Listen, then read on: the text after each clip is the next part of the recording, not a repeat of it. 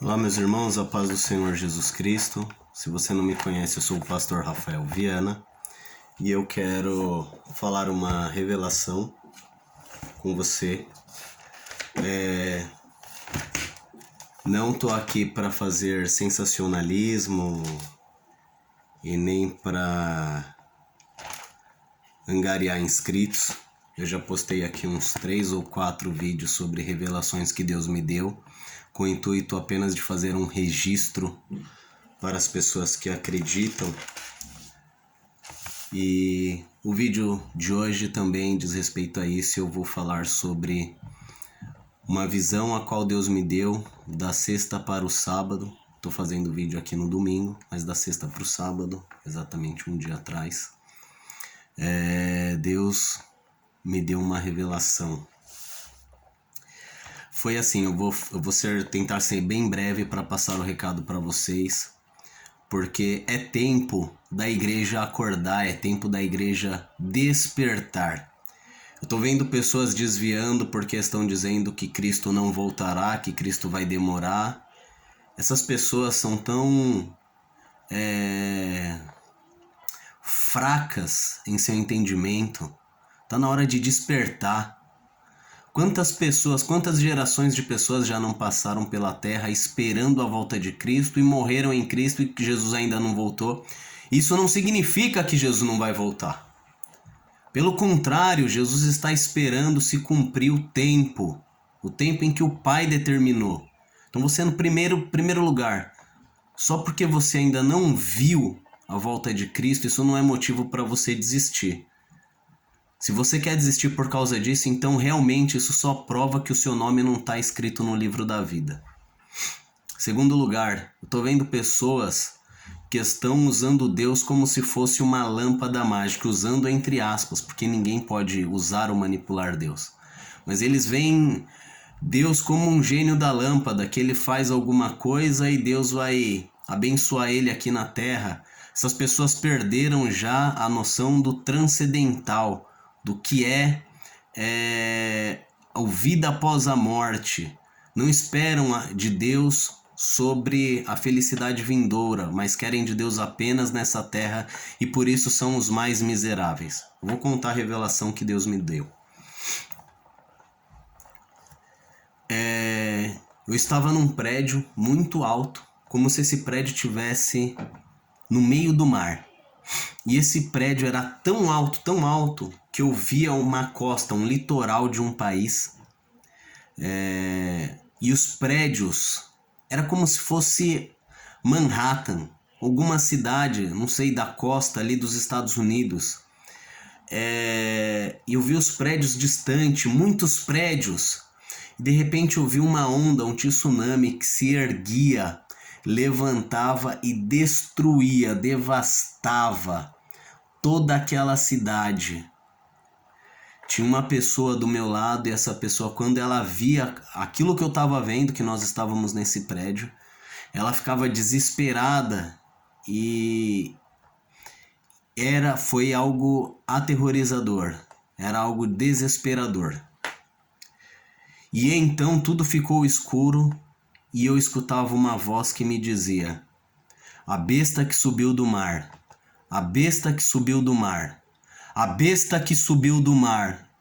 E então eu abri os meus olhos, era mais ou menos, não sei, 5, 4:30, não sei que hora que era, da sexta para o sábado.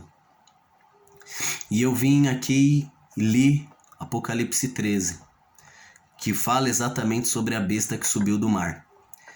Quando Deus me mostrou essa destruição e logo em seguida esta frase, Deus já me deu discernimento, estava me dando o entendimento que essa destruição que eu via não era um desastre natural, como eu já anunciei aqui no canal, uma outra revelação que Deus me deu.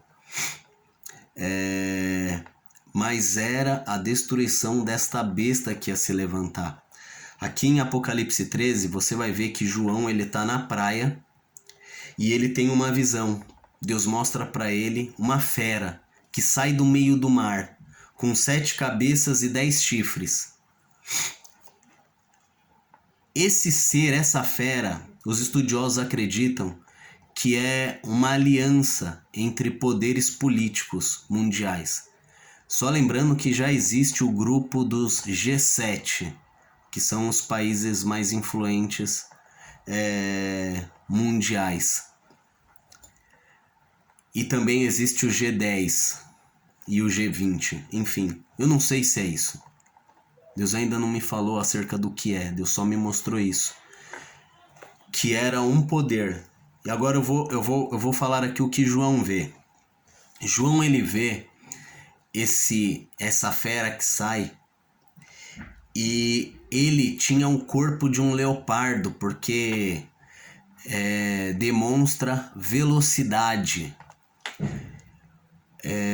Assim como o governo de Alexandre o Grande, que invadiu a Ásia, foi um governo que traz consequências até os nossos dias. Nós podemos ver os restos das consequências que ficaram da invasão de Alexandre o Grande. Em 10 anos ele mudou toda a história do Ocidente por conta desta invasão dele. Em 10 anos ele fez um tremendo de um reinado. Desta forma foi a visão também de João. Um animal veloz.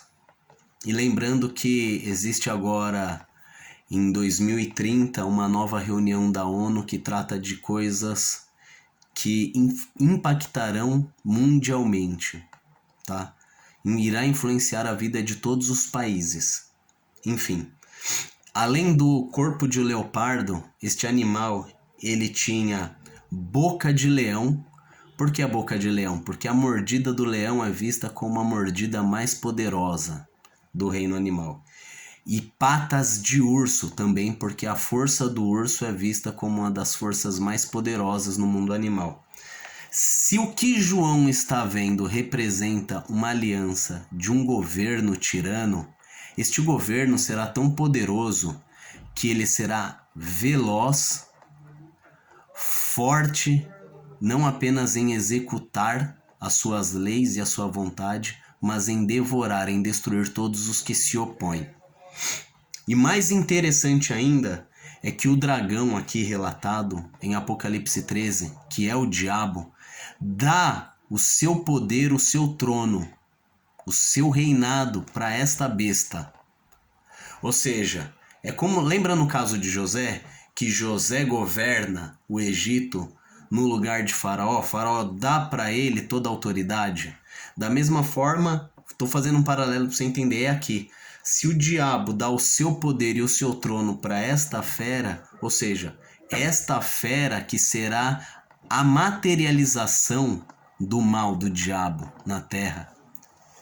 E não só isso, uma das suas cabeças terá uma ferida, porém essa ferida será curada. E por conta disso, todas as pessoas no mundo irão se maravilhar desta situação, desta cura, e vão adorar a besta e vão adorar a Satanás. Mas você acha que eles sabem que eles estão adorando uma besta e estão adorando a Satanás? Não. O mundo inteiro vai achar que este é o caminho da luz, é o caminho da paz. E eles vão adorá-la, e em contrapartida, quem se opor a esta fera, que para eles terá aparência de bom, quem se opor serão entregues pelos seus próprios vizinhos, pela sua própria comunidade, por aqueles que adoram a besta e acham que isso é bom. Quem se opor à besta será entregue pela sua própria vizinhança. Presta atenção nisso. Essa besta, ela vai dizer blasfêmias contra Deus, contra o nome de Deus, contra o lugar que Deus habita, que é os céus. Falará contra os santos que já morreram. E Deus dará autoridade para que essa besta faça guerra contra os santos e os vençam. Eu vou ler o verso 7 que diz isso. E foi permitido à besta fazer guerra aos santos e vencê-los. E deu-se-lhe poder sobre toda a língua, tribo e nação. E adoraram-na todos os que habitam sobre a terra. Presta atenção nisso. Há pessoas que acreditam que a igreja não vai passar por isso, que a igreja vai ser arrebatada antes, e quem vai ficar e sofrer isso, os santos aqui, são aqueles que se converteram depois do arrebatamento. Mas eu vou te fazer uma pergunta. Para você se converter, para uma pessoa se converter, ela precisa da atuação do Espírito Santo, senão não há conversão. Então as pessoas que defendem essa ideia de que a igreja não vai estar aqui, também defendem que o Espírito Santo vai subir com a igreja. Se o Espírito Santo sobe, não há mais conversão. Não há. Então, isso é um dos pontos que mostra que os santos que sofrerão o ataque dessa besta é a própria igreja.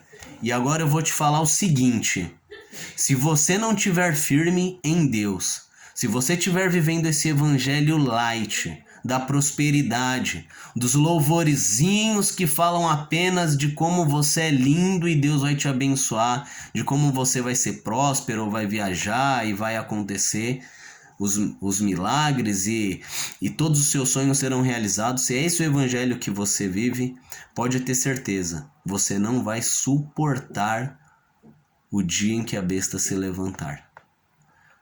Tá na hora de você tomar uma posição. Escuta bem, igreja. Escuta bem. O evangelho, o símbolo do evangelho é uma cruz. As pessoas se convertem a Cristo para serem salvas, para terem um nome escrito no livro da vida. E não para terem um bem-estar na terra. Grave esta frase. As pessoas se convertem para terem um nome escrito no livro da vida, para serem salvas, e não para terem um bem-estar na terra. Olha o que diz aqui.